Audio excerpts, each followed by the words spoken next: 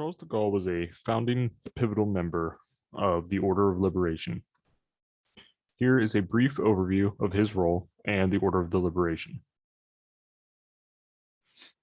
The Order of the Liberation was founded by Charles de Gaulle in Brazzaville, a colony in the Congos belonging to the French Empire.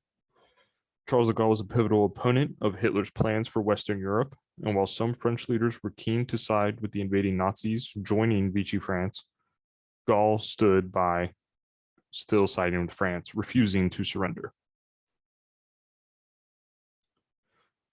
While France stood by as the Nazis took over Eastern European nations like Czechoslovakia, Charles de Gaulle was not surprised to see Hitler's treacherous dealings and felt pain for those affected. He prepared for the worst. Charles de Gaulle published La France et son armée, which aimed to highlight France's greatest triumphs during its fateful turning points. This book highlighted senses of soul and pride in the nation's army.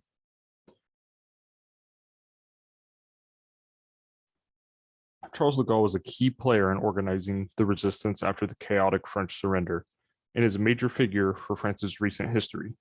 After serving in the resistance, de Gaulle served as the French president.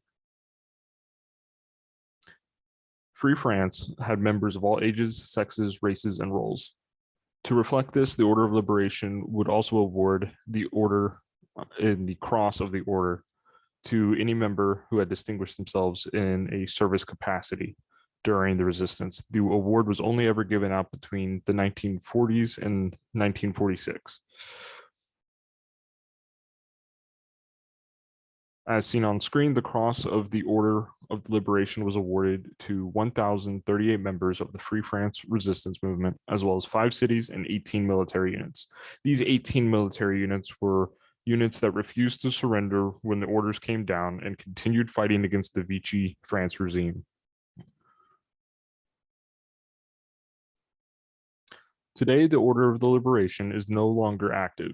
It no longer awards medals and instead acts as a preservational organization through the Museum of the Order of the Liberation.